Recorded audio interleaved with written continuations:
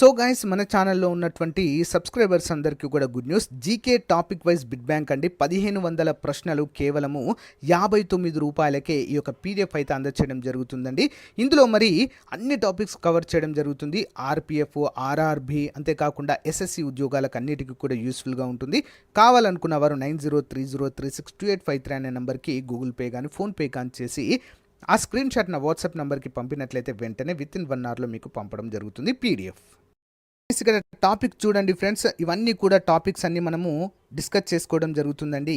ఈ యొక్క పీడిఎఫ్లో మీకు ప్రొవైడ్ చేస్తాను. మొత్తం 27 టాపిక్స్ అయితే ఇందులో 28 టాపిక్స్ అయితే ఇందులో ఉంటాయండి. ఇంట్రెస్ట్ ఉన్న వారు వెంటనే తీసుకోవడానికి అయితే ట్రై చేయండి. పేమెంట్ చేసే స్క్రీన్ షాట్ని వాట్సాప్లో పంపించడం ద్వారా తీసుకోవచ్చు, లేదా మన యాప్ డౌన్లోడ్ చేసుకుని యాప్లో కూడా పర్చేజ్ చేయవచ్చు. Thank you for. Hello friends, ఈరోజు మనము ఆర్పిఎఫ్ కానిస్టేబుల్కి సంబంధించినటువంటి ఎగ్జామ్ డే 2 మార్చి 3న షిఫ్ట్ నెంబర్ 2 అయితే చూడబోతున్నాము. గైస్, నిన్న జరిగినటువంటి 3 షిఫ్ట్లకు సంబంధించినటువంటి రివ్యూ ఆల్రెడీ మన ఛానల్లో పెట్టానండి. చూడని వాళ్ళు ఉంటే చూడండి. ఈరోజు మార్నింగ్ షిఫ్ట్ కూడా పెట్టేయడం జరిగింది. ఇది షిఫ్ట్ నెంబర్ 2. షిఫ్ట్ 3 కూడా ఈరోజు నైట్ కానీ లేదా మార్నింగ్ సెషన్లో కానీ పెట్టేయడం అయితే జరుగుతుంది. సో గైస్, మళ్ళీ చెప్తున్నాను, క్వశ్చన్స్ అనేవి రిపీట్ అవుతున్నాయి. ఓకేనా? నెక్స్ట్ 18వ తారీఖు వరకు ఎవరైతే ఎగ్జామ్ రాయబోతున్నారో వారంతా తప్పకుండా చూడండి ఫ్రెండ్స్. ఓకేనా? క్వశ్చన్స్ అయితే రిపీట్ అవుతున్నాయి. మళ్ళీ చెప్తున్నాను. Okay, question number 1. ముందుగా చిన్న లైక్ చేయండి ఫ్రెండ్స్. వీడియో చూస్తున్న ప్రతి ఒక్కరు కూడా లైక్ చేసి మీ ఫ్రెండ్స్కి షేర్ చేయండి. Question number 1. రాజ్యాంగము 71వ సవరణ చట్టం 1992 ద్వారా క్రింది ఏ భాషలను చేర్చడానికి రాజ్యాంగంలోని 8వ షెడ్యూల్ సవరించబడింది? Okay, answer: The 8th schedule of the Constitution was amended to include which of the following languages by the Constitution 71st Amendment Act 1992? ఏ భాషలను యాడ్ చేశారండి 71వ రాజ్యాంగ సవరణ చట్టం ద్వారా? చూద్దాం. 1992 భారత రాజ్యాంగంలోని 8వ షెడ్యూల్ను సవరించి కొంకణి, మణిపూరి మరియు నేపాలీలను భారతదేశ అధికార భాషలుగా చేర్చిందండి. ఏంటండి? మొత్తం 3: కొంకణి, మణిపూరి, నేపాలీ. ఎక్కడ చేర్చారు? 8వ షెడ్యూల్లో చేర్చారండి. ఇంపార్టెంట్ పాయింట్ గుర్తుంచుకోవాలి, 8వ షెడ్యూల్. మరి భారతదేశంలోని ప్రాథమిక భాషలుగా గుర్తించబడే భాషలను జాబితా చేస్తుంది. ఈ భాషలు భారత ప్రభుత్వంచే అభివృద్ధి మరియు ప్రచారానికి అర్హులుగా ఉంటాయి. Important question. నెక్స్ట్, పొంగల్ పండుగలో ఏ రోజున కన్యా పూజ చేస్తారు? On which day is a Kanya Puja performed during the Pongal festival? Answer చూద్దాం. పొంగల్ పండుగ యొక్క 4వ మరియు చివరి రోజున కన్యా పొంగల్ జరుపుకుంటారు. ఈ రోజున కన్యా పూజ నిర్వహిస్తారు. ఈ రోజు కన్నుం లేదా కను అని కూడా పిలుస్తారు దీనిని. Important question. Okay, next one. కోసి నది క్రింది వాటిలో దేనికి ఉపనది? Which of the following is the Kosi river a tributary of? అంటే కోసి నది ఏ నదికి ఉపనది? ఏంటండి? గంగా నదికి ఉపనది అండి. సో కోసి నది అనేది మరి బీహార్ యొక్క దుఃఖదాయినిగా చెప్పుకోవచ్చు. Okay, sir of Bihar. ఓకేనా? బీహార్ యొక్క దుఃఖదాయిని. బీహార్లో వరదలు రావడానికి ప్రధాన కారణం కోసి రివర్. ఓకేనా? మరి దే నదికి ఉపనదండి? గంగా నదికి ఉపనది. ఓకేనా? చూద్దాం. గంగా మరియు బ్రహ్మపుత్ర భారతదేశంలోని 2 ప్రధాన నదీ వ్యవస్థలు. ఉత్తరాఖండ్లోని గంగోత్రి హిమానీనాదం నుండి గంగా భాగీరథిగా ఉద్భవించింది. మరి హిమాలయ ప్రాంతం నుంచి ఉద్భవించిన అలకనంద దేవప్రయాగాలో భాగీరథిని కలుస్తుంది. మరియు అక్కడ నుండి గంగా అని పిలుస్తారు. ఇంపార్టెంట్ క్వశ్చన్ అండి. ఓకేనా? Next one. నామ్చిక్ నామ్ఫోక్ బొగ్గు క్షేత్రం ఎక్కడ ఉంది? Where is the Namchik Namphuk coal field located? ఎక్కడ ఉందండి? అరుణాచల్ ప్రదేశ్ అండి. Important question. అరుణాచల్ ప్రదేశ్లో ఈ యొక్క బొగ్గు గనులు అయితే ఉన్నాయండి.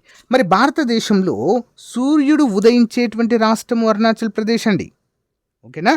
థింపు అనేటువంటి కనుమల దగ్గర మరి మొదటగా ఆ కొండ పర్వతాల ప్రాంతంలో సూర్యుడి యొక్క మొదటి కిరణాలు మన దేశంలో పడతాయండి. ఓకేనా? ఈ విధంగా చూసినట్లయితే ఈశాన్య రాష్ట్రంలోనే అరుణాచల్ ప్రదేశ్ తర్వాత చివరిసారిగా మరి ఈ విధంగా వచ్చి గుజరాత్లో పడతాయండి. సో మరి అరుణాచల్ ప్రదేశ్కి గుజరాత్కి మధ్య సూర్యోదయం లేదా సూర్యాస్త సమయము ఎన్ని గంటలు తేడా ఉంటుందంటే 2 గంటలు. ఓకేనా, గమనించాలి. నామ్చిక్ నాంఫుక్ బొగ్గు క్షేత్రము అరుణాచల్ ప్రదేశ్లో ఉంది. ఇది మరి బొగ్గు త్రవ్వకాలకు ఇది చాలా ముఖ్యము. ఈ ప్రాంతంలో బొగ్గు నిల్వలు దాదాపు 113 మిలియన్ మెట్రిక్ టన్నులుగా ఉంటుందండి. ఏంటండి, 113 మెట్రిక్ టన్నులైతే ఉంటుంది. ఓకేనా, చాలా ఇంపార్టెంట్ క్వశ్చన్. మరి మీ అందరికీ కూడా చిన్న క్వశ్చన్ అండి, ఎవరు సమాధానం చెప్తారో చూద్దాము. ఇటీవల మరి చైనాకు మరి అరుణాచల్ ప్రదేశ్ సరిహద్దుగా ఉంటుందండి. చైనా ఏం చేస్తుందంటే బ్రహ్మపుత్ర నది పైన ఒక రివర్ అయితే రివర్ పైన డ్యామ్ కట్టడానికైతే ప్రయత్నాలు చేస్తుంది. సో మరి భారతదేశం కూడా దానిపైన బ్రహ్మపుత్ర నది పైన ఈ యొక్క రివర్ కట్టడానికి అయితే మళ్ళీ అయితే చూస్తుందండి. సో అది సెకండరీ అయితే. మరి అరుణాచల్ ప్రదేశ్ యొక్క రాజధాని పేరేంటి? మీరు గమనించినట్లయితే ఈశాన్య రాష్ట్రాల నుంచి మనకు రాజధాని గురించిన క్వశ్చన్ వచ్చిందంటే కంపల్సరిగా ఈశాన్య రాష్ట్రాలు 7 సిస్టర్స్ అంటాం కదా, దీంట్లో నుంచే అడుగుతారు. ఓకేనా, సిక్కిం రాజధాని కానీ, మణిపూర్ రాజధాని కానీ, మేఘాలయ రాజధాని కానీ, అరుణాచల్ ప్రదేశ్ రాజధాని కానీ అడుగుతారండి. మరి ఇప్పుడు అరుణాచల్ ప్రదేశ్ యొక్క రాజధాని ఏంటో కామెంట్ చేయండి. మీకు తెలియకపోతే అరుణాచల్ అని కామెంట్ పెట్టండి, నేను ఆన్సర్ చెప్తాను. Okay, next one. అరేబియా సముద్రంలో ఉన్న భారతీయ దీవులను డాష్ అంటారు. The Indian islands is the Arabian sea are called ఏంటండి, లక్షద్వీపులు. ఓకే, లక్షద్వీపులు భారతదేశంలోనే అతి చిన్న దీవులు అండి ఇవి. భారతదేశంలోనే అతి చిన్న దీవులు. భారతదేశ పటం ఈ విధంగా ఉన్నట్లయితే సో ఈ విధంగా ఇక్కడ ఉంటాయండి, చిన్న చిన్న ఉంటాయి లక్షద్వీపులు. ఓకేనా, లక్షద్వీపుల యొక్క న్యాయస్థానము ఏ రాష్ట్ర పరిధిలోనికి వస్తుందండి? కేరళ. ఓకేనా, లక్షద్వీపుల్లో హైకోర్టు ఉంటుందా? ఉండదండి. అక్కడ వచ్చే కేసులన్నీ కూడా కేరళను చూసుకుంటుంది. అదేవిధంగా అండమాన్ నికోబార్ దీవుల యొక్క అధికార పరిధి, న్యాయ పరిధి వచ్చేసి పశ్చిమ బెంగాల్కు ఉంటుంది. ఓకేనా, గమనించాలి. మరి లక్షద్వీప్ భారతదేశంలోని ఒక కేంద్రపాలిత ప్రాంతము. ఇది అరేబియా సముద్రంలో 36 ద్వీపాలతో కూడిన ద్వీప సమూహం అండి. ఎన్ని ద్వీపాలండి? 36. ఇది ప్రధాన భూభాగం యొక్క నైరుతి తీరానికి 200 నుంచి 440 కిలోమీటర్ల దూరంలో ఉంది. ఓకేనా, ఇంపార్టెంట్. Next one. ఏ రాజ్యాంగ సవరణ ద్వారా అదే వ్యక్తిని ఒకటి లేదా అంతకంటే ఎక్కువ రాష్ట్రాలకు లేదా కేంద్రపాలిత ప్రాంతాలకు లెఫ్టినెంట్ గవర్నర్గా నియమించవచ్చు? By which constitutional amendment can the same person be appointed as the lieutenant governor of 1 or more states or union territories?